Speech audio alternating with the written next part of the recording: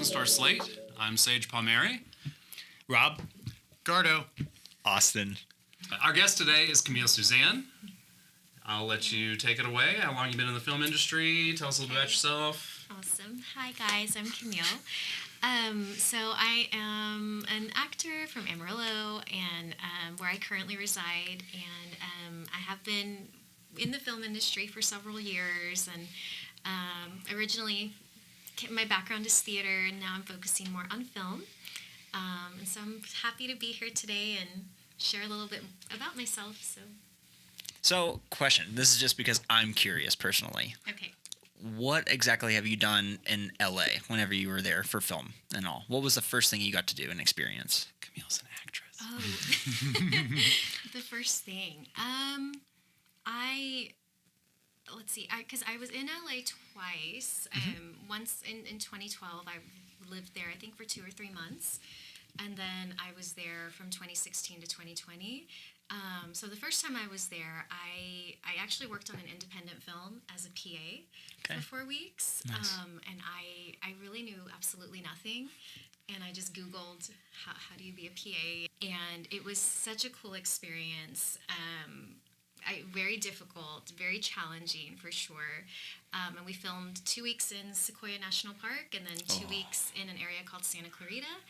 And of course the national park was gorgeous. Oh, yeah.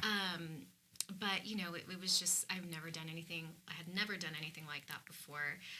But it was my first experience on a professional film set. I'm so thankful it was behind the scenes because it really developed in me. I just will forever have this deep, deep appreciation for everyone, for the crew that works behind the scenes. That makes everything happen because not to diminish the actors' work, but we need everyone, working at full capacity, doing their absolute best, to get the film going and rolling. And so it was a great learning experience.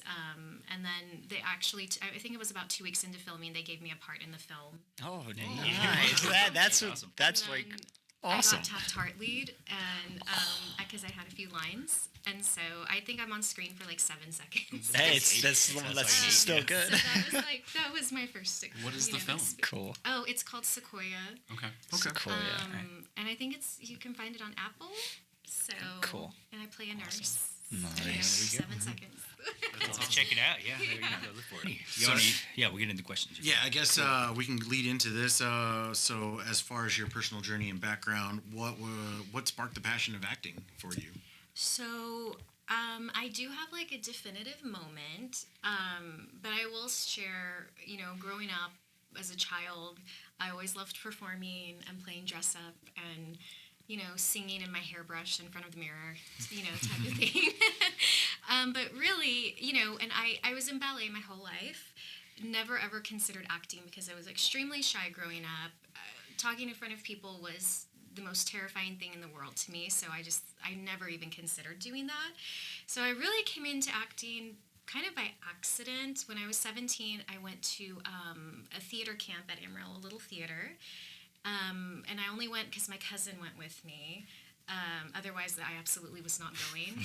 And I was terrified, but I ended up loving it, and I wanted to stay involved with them. And so it was several months later, they were casting for a musical called Honk. That's the story of the Ugly Duckling. And I ended up getting cast in it and had a wonderful, wonderful time. And I just remember being backstage during one of the performances, and because my dream really was to be a ballet dancer, that I was going to major in dance, that was my whole trajectory. I had planned it out, but one day during one of the performances, I thought to myself, I think I love this more than ballet, and I freaked myself out. I was like, oh my God, what am I going to do now, And then, so that, it was really during that time that I was like, oh my gosh, there is something here, that I want to pursue. And then beyond that, really, that summer, Amarillo Little Theater took a group of students to New York City. And at the very last minute, I was able to get added on to this trip. Cool. And we saw, I think, like 5 or 6 Broadway shows. The last show that we saw was the musical Rent. And I don't know why it was that show, but for some reason it was that show that did it for me. And I vividly remember where I was sitting in the theater, and I fell in love with that show, and I just remember thinking to myself, like, oh, that's what I want to do. Like, I don't even know if I can do that. I don't know if I have the capability. I don't know if I'm talented enough, but I just know that's what I want to do for the rest of my life. And then I came back and I changed my major to theater, and then kind of the rest is history. So. That's awesome. Yeah. And those who don't know, ALT is a local community theater, Amarillo Little Theater. I also did those summer camps. I started, I guess, a couple years after you did. I remember going to those. Those were fun. They I remember were. the excitement of like, it's almost like the first day of school. Yeah. You know, it's like you got the jitters. You know, you're gonna have to perform in front of people, Yeah. but it's fun. It's a good time. Really fun. That's cool. Nice. That kind of took care of our second question. How do you balance the personal side of life with your creative grind of filmmaking? Is there a balance? Is there such No. a thing? No, there's not. Not when you're in the arts and you gotta have a day job. There's no balance. No balance. Yeah, I think of it more as management. Oh, time management. And time management. Yeah. And Yeah. I think, to be fair, in Amarillo, there's not a huge market for film, but We're working on it. you know, We're we're working on that. it. We're working Yeah. We're getting there. But, you know, what I have been able to do, or the limited amount of film I'm able to do, and then pair that with, you know, working a full-time job and personal commitments and other life things, I feel like it's just, I'm always trying to manage and steward my time well. And, you know, it's hard because I just want to do all the creative things, but I have to pay bills. No, yeah. And so it's always kind of like, feels like living in this place of tension constantly. Yeah. 100%. And so trying to manage that and I'm always trying to live from like this place of rest and not rush, and not right. like hustle. Yeah. and, Easier said than done. you know, Yeah, that's easier Yeah. said. So I'm like, that sounds nice. Yeah. That's like, yeah, And that sounds so great. I don't know. I always try to just kind of remind myself, like, am I pushing too hard? Or, you know, a lot of times my body will tell me, it's like, you need to rest, girl, you know? Yeah. Yeah. But I think just aspiring to, you know, live from a place of more rest, and while also trying to manage things well as I can. That's how to me, kind of how I accomplish that. And do I do it well every time? Absolutely not. But yeah, I feel like I'm always a work in progress in that regard. This whole career is, yeah. Yeah. I'm gonna segue into a different question, just because you did say something really interesting. You said like trying to find rest, and is there anything like in particular that you work on, whether that be like meditation, yoga, anything to like help with your stress and help with that? Like, is there any specific things you work on? Yeah, for me, it's, you know, a lot of times, I like in the morning just to have like a lot of quiet time, often in like prayer, and I journal a lot, and I feel for me it helps because I can get, you know, these racing thoughts, and my mind will just get going and spinning, and a lot of times in the morning, like writing things down, it just gets everything out of my head onto paper. I feel like it just gives me a lot more clarity. I'm able to think clearer, and just, you know, prayer also really helps, I feel, keep me very grounded. Then that really helps before I start my day. But even moments during the day, you know, if I have some silent moment, you know, I'll try to find some moment time by myself, you know, even if it's in my car, where I can just listen to peaceful music. Yeah. And again, like, try to engage in prayer, and, you know, or I'll write notes in my phone. I find like those types of things really help me to stay kind of in that place of rest. Yeah, a good outlet, basically, too. awesome. Yes. 100%. Cool. That's what I was curious about. Because you know me, I like everything with like fitness and like Yes. yoga and all that good stuff. So Yeah. it's nice to see what other people do, especially in like the industry that we're wanting to like make into a career for us. Like it's a hustle and bustle, and like you got to talk about this before we really started rolling. So I'd like to hear more about like what you did over in LA when we get to that, for sure. Yeah. So So I guess another question is, what gets you into your character, what process do you take? Do you have a process at all or anything like that? Yeah. Okay, let's hear about this. So, yeah, when I get cast in something, I always like to read the script multiple times, as many times as I can, just to get that familiarity with the script and also, just get that understanding of my character, of all the characters, of, what's really going on in the story. So I'll read it multiple times, and then I always like to basically create like a character biography. Yeah. And just I will go through many, many different questions and, create their backstory and who are they, where do they come from, where do they live, like what was their family environment like, what is their current environment like, and where are they living now, how do they feel about the other characters in the script, and or how do other characters feel about them, what are other characters saying about my character, what is my character saying about other characters, just to go as in depth as as much as I possibly can. And just I'll have, kind of just a folder full of information, and I'll even look up pictures, on the internet or pictures in magazines, if anything that will just speak to me, and it could be images of people or things or locations, anything like that will, trigger something in me or spark something in me. So almost creating like a Bible for my character. Nice. And so really those are kind of, those would be like the big things that I do to help me get into the character. Do you do that before the audition, or do you do that after you've booked the job? Like after usually, certainly before I do prep work as well, and especially if I have the time for it, and, asking, like the who, what, where, at least knowing the basics of my character, I guess depending on, how much time I have. But I always like to have some sort of backstory built already, if time allows, before Have you ever go into audition. Have you ever had to change that from a director? Been like, hey, here's a little note, and you're like, well, that changes my backstory a little bit. Do you ever communicate with the director about the backstory, or is that completely just your own process? It's funny that you say that, actually, because she did the AC commercial with us, and I got to work with you on that, yes. I got to see your process. So it's funny that I asked that question, but I actually got to see it in full-fledged, like you were talking about it and everything. That's exactly what she did. She gave me a full character outline. She even made up a whole story for her and background for this commercial. We only shot a minute commercial. It was a minute and a 30-second commercial, and it turned out amazing. It was beautiful. Yes. No, it built what it's. I guess being in this industry, when you have somebody that's, not to say like Camille, but when you have an actress or an actor that kind of like builds the world around them, it's easier for us to just be like, okay, there's the talent, and then we just build this scene around them, and that takes, probably like 75% of the freaking work out of it. There's lighting and all kinds of stuff, but if the talent isn't on it, it's awesome. And seeing you work before, it's awesome how you get into that character and kind of like help us find like where the story we're trying to play. Yeah, it was stressing me out building a character, because I'm always worried that I'll get it wrong from the director's vision.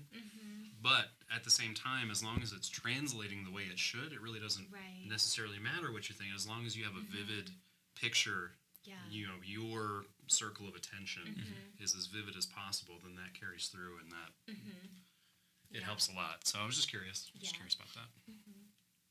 Oh, that's awesome. No, yeah, and going into that, when you're on set, and we've already talked about getting the backstory and everything like that, is there any rituals or any like special things you do to like get yourself hyped up to get into that role, or anything like that? Yeah, I would say, I always like to be as prepared as possible. So obviously, I know the lines, I've memorized them, I've learned them, and then I can get on set and just forget about it, and just do the work. But beforehand, I like to find moments, like a moment of just quiet. Okay. I'm someone that I like to kind of be by myself a little bit before we start, just to really get in the zone and to get focused. And I know all actors are different. I know some that they'll just goof off and have fun up until like they say, okay, action. And I'm just not like that. Yeah, no, I don't think I can do that. I just like to have some moments where I can just kind of be by myself and just really think about the character, and I think, okay, what's just happened? What am I walking into? And that helps me get into the character more. And I don't know. I never want people to think I'm being rude or ignoring them, but it's like, I promise I'm just trying to focus. It's still a job. Yeah. Then you'll be able to focus on the job. I mean, that's where we take care of talent. So if you need 3 minutes to yourself, I'm like, she needs her quiet time. Like, Exactly. Yeah, and that's where it comes into. I mean, because not to say you're high on the totem pole, but there is a line even on the paperwork below the list and above the list. And so if you're above the list, you get taken care of. So I mean, it's awesome to hear that process. Yeah. I like to think about Matthew McConaughey from his book. Whenever I know, I love him. I gotta say it. Have we had an episode yet that we have not mentioned Matthew McConaughey? Last episode, we didn't say it once. No. No, this All is the right. one. But so the part whenever he didn't read, when he did not read the script for Scorpion Spring, and he didn't read any of it, and it was 4 pages of a monologue in Spanish, and he just asked them. He asked the whole set, "Can I have 12 minutes?" That's all, because that's all he had time for. But it's like, yeah, it's. I got the sweats hearing that. Yeah. Honestly, that stresses me out, man. Yeah, so that's the only Matthew McConaughey mention I will do on this episode. We'll see. All right. Well, I guess we can lead into this. As far as industry and aspirations, who are some actors and creative inspirations that you have right now? Is there anybody that you really kind of like key a lot of your roles off of, or kind of like find that inspiration from, or even a director? Matthew McConaughey. Yes. No, I would say Nicole Kidman. I really admire her a lot. I really love what she's done for women in film. Several years ago, I think it was in 2017, she basically made this pledge that every 18 months she was going to work with a new female director. And she has remained committed to that and honored that. And now I think she's worked with over 20 female directors in film and television. So I love that she has just used, essentially her star power to open these doors and give women, help get them work. And I think that's very inspirational to me, that there are a lot of female filmmakers out there, and they just need to be given the opportunity because they are fully capable. And I hope to work with female directors in the future, and so that's very inspirational to me, just how she's using her power for good and opening doors for women in that regard. And then I love her as an actor. I mean, I love to watch all her stuff. She's very inspiring to me. And another one, a favorite actress is Cate Blanchett. She is, to me, she's like a chameleon. She just, disappears into her roles. And so many times I'm like, how does she do that? Oh my gosh. So just trying to learn from her in her films. And I recently watched a mini series or a film she did for Apple called Disclaimer. And it's kind of hard to watch. There's a lot of kind of some dark subject matter, but it was just a riveting performance that deeply affected me. And I hope that I can do work like that someday. So she's definitely one that constantly inspires, and that I'm constantly watching to figure out how do you even do that, and figure out her process. So I would say those are like the two that come to mind so far. So Nicole Kidman did so good on Lioness. Have you seen Lioness? Yes. Yeah. Oh yeah, I love that show. So good. That was She's fantastic in that. wow. Yeah. Like I could only imagine what that would be like to be on that specific set and like see her whole processes. Right. I know a guy that I worked with, and he was telling me about it. He was like, "Yeah, dude, seeing her on set," and I was like, "Wow." It was like, this is she cool. equally just transforms and disappears into her roles. It's amazing. So, I can only imagine. Yeah. Just going into the Nicole Kidman and kind of opening up this kind of industry for women.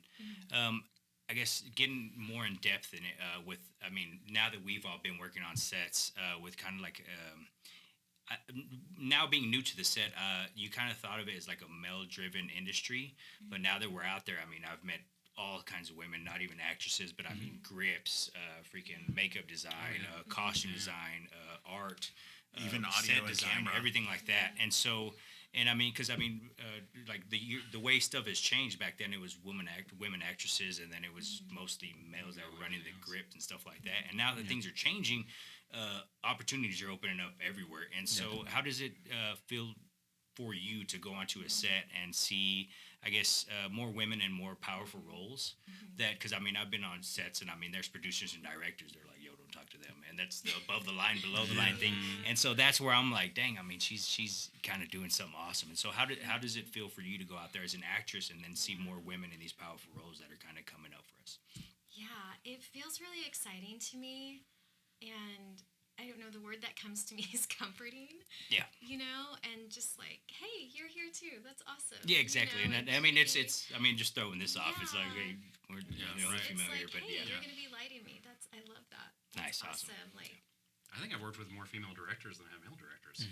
Yeah, and they put those little tweaks that, I mean, you would never. There's a small attention to detail. I think that brings stuff like that in, because I mean, even I remember a while back I was watching this thing about editors, and that I think most editors are women, and it's just everything. I mean, they shoot everything. Then it just, I mean, I don't want to say like I'm going into the mind, but I think it takes more of a kind of like in-depth look at every scene and kind of putting the story together. Because I mean, all of us, we've all shot. I mean, you look at 400 clips in a movie, and I have problems putting it together to make a story. But whenever somebody goes in there that has kind of like a more of a detailed touch to it, I think that's what makes the whole thing flow so smoothly. And it's awesome to see, like I said, seeing women in powerful positions. That's where I'm like, hey, like she's, and then it all comes out awesome. And so like it's crazy to see stuff like that working together and evolution changing. Yeah. I love it. Okay, leaning into that, what kind of roles are you most drawn to, or do you love to explore more of?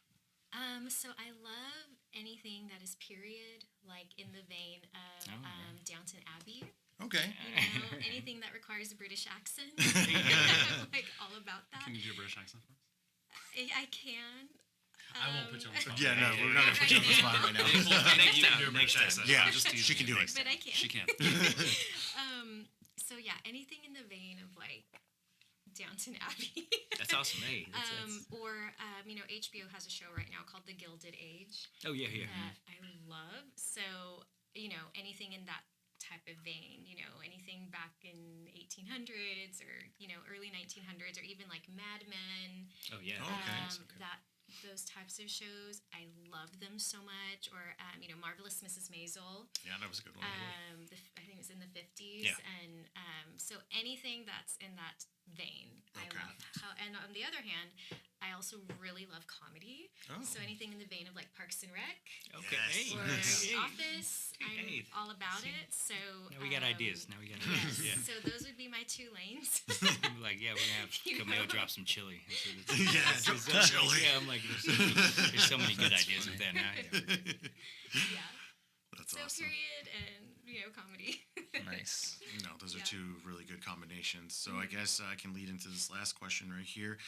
If you could give any advice to your younger self or someone starting out, what would it be? That's such a good question. I would definitely say to believe in yourself 100%. That's so important. And I have like a little story to share about that. Perfect. If that's okay. Go Yeah. for it. Once upon a time when I did not believe in myself and I self-sabotaged something really important. So don't do what I did.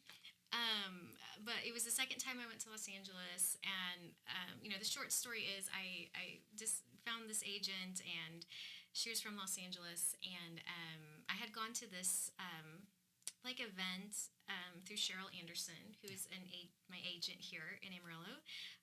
And so she took a group of people to Dallas. This was in fall of 2015, and we auditioned for these agents all over the country. And there was an agent there from Los Angeles who was very interested in me, and I met with her, and she told me if we were in Los Angeles, I would sign you right now. She loved everything that I did. She wanted me to move to LA. And so that was November 2015. So January 2016, I go out there, and then I end up signing with her.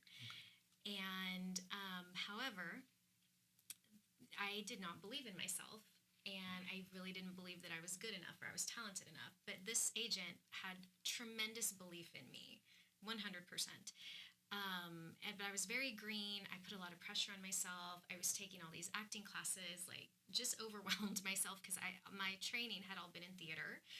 And so I was trying to learn, I was taking classes for film acting, and I took way too many classes all at once. I loved them. They were fun, but it was just overload because I was putting pressure on myself Too much theory and not enough practice or overthinking, or what? What do you mean? Pressure in regards to, because a lot of people, you tell people you're an actor out there, and they're like, oh, well, what are you working on?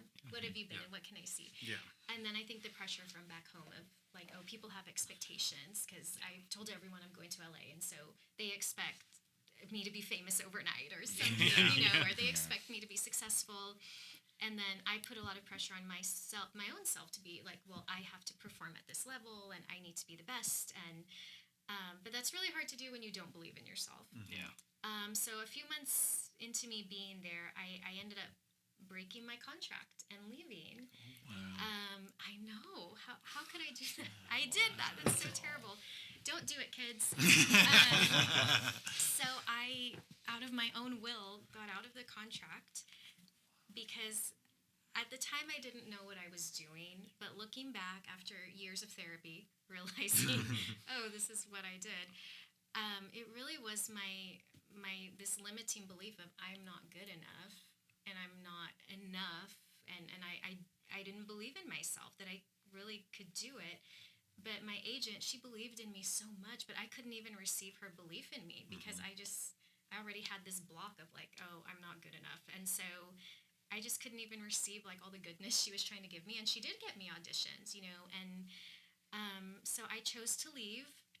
And I self-sabotaged that whole thing, and it was a good agency. Oh, no. And, it's one of those things you look back and you're like, oh, my gosh, what was wrong with I'm me? sure that was super intimidating. And it was, but all these years later, I can say with certainty, I do believe in myself now. I've done a lot of work on myself, and That's awesome. I would never make that mistake again. But I think it's, for someone starting out, that is huge, to believe in yourself. And if there's someone out there like an agent with a great agency who does believe in you and believes in, your work, believe them, don't discount them, and don't be hard on yourself. That was the other thing I would say is give yourself so much grace, be nice to yourself, because really everyone is trying to figure out how to do this. Yeah. We're all trying to figure it out. We're all And different stages too. We're all in different stages. We're all on different paths, and some people may look like they're way ahead, but we don't know what they went through to get to that point. Right. Very true.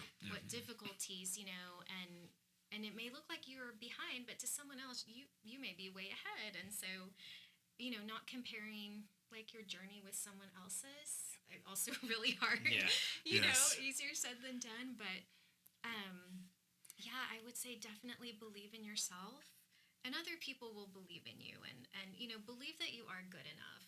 Also, and that you carry enough worth and value as you are. If you don't mind me asking, where did that lack of belief in yourself come from? Did you watch yourself perform and then go, there's no way, like, or did you just, was it a feeling? Like, what instilled that you had to get over? That's a great question. I really think that's something that started more so like kind of in childhood, and just things that happened throughout my life that I felt, I'm not trying to think of the right way to say this. Things that happened throughout my life that I felt confirmed that I wasn't enough. Or, there were situations that I was in and, different experiences I had that I'm like, oh, because this happened and, oh, I'm not good enough, or I'm not talented enough, or this person got the part and I didn't, so, oh, there's my proof I'm not good enough. Casting is laughable when it comes to like self-esteem, because there's so many things that are outside of your control. You could have been the best for the part, but if you don't fit into the mosaic of all the other cast members, if you're a different age than what, you know what I mean? Like there's so many other things at play that you can't. It's so hard to detach yourself from that rejection, even though you could have been amazing and they wanted you, but you know what I mean? Like it's. It's very challenging, and I think that's a good lesson to learn, especially as you get older, that specifically speaking to casting, it's like there are so many factors and reasons why you don't get cast that have nothing to do with your talent or how good you are. It's nothing personal. It's literally nothing personal. Yeah. My acting coach likes to say it's not a no, it's a not yet. Yeah. There you go. It's not a no. If you have a great audition, they're gonna remember you. Exactly. Yes. And I firmly believe, as I don't know, cliche as it sounds, but I really believe that what is meant for you will find you, and that there is such a thing as that perfect timing when everything is just kind of lined up and you're the right person for the right role and it's the right casting, and it's normally when you're ready to quit. It's normally when you're ready to bounce. Oh gosh. So they give you that nice call. Yeah. Yes. Yep. Yeah. Nice. So, Nice. I know we kind of talked around a lot, but I hope that made sense. Which No, I guess that totally would sense. be like, believe in yourself, believe you're good enough, go easy on yourself, give yourself grace, don't compare your journey with anyone else's, and have fun and enjoy the journey. Oh yeah, definitely. Yes. Enjoy it. Don't Like you forget said, it's that. easy to put pressure on yourself. It's Yeah. easy to put an unhealthy amount of pressure on yourself, Yeah. and that just ends up getting in the way. Yeah. Yeah. And I think one last thing I would add is find good community. Find good Yes. people to surround yourselves with, people who you can trust and who you can go to get support, if you're having a hard day or you're down or you're beating yourself up, and you can reach out to someone and that person can just encourage you and lift you up. And I think that's really important to have community and have those good people in your corner. That's how this started. Yep. It's having That's good exactly people how- I to love check that. in with. And, That's awesome. yeah. That's so good. Yeah, it's been a lot of fun. Okay, so yeah. I think I have just one question really, and really I just want to ask, from working with on different film sets and stuff like that, I really just want to ask, with how we did it on the Amarillo College film set, how was that? Did you enjoy that? Was it a lot of fun? Did you have that creative outlet like you were thinking too? Because I know some actors do not enjoy improv at all, and we did have you do a lot of improv in this, but I really just want to get your perspective from Sure. that shoot. No, I loved that day. I had truly, I had a had good so time. much fun that day. It's just because that's what I want to do. So it's just like, oh, this is a dream. I just get to do this all day. This is amazing. Yeah. And then you're changing the costumes and, and then I'm at different ages. That just made it really fun for me. And, we're filming on different locations and, Yeah. with different scenarios and different people. I love the whole experience. I had so much fun.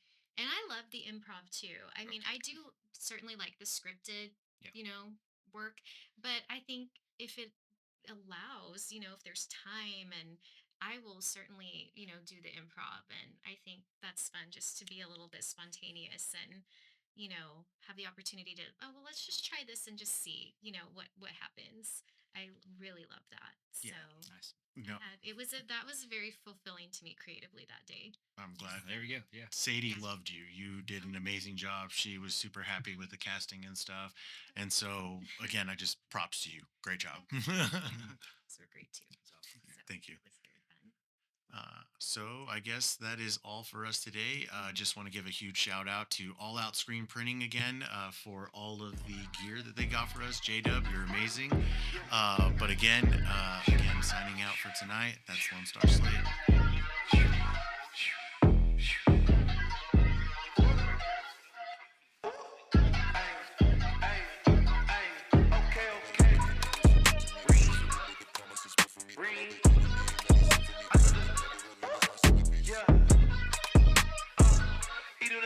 Chemically, we got the remedy.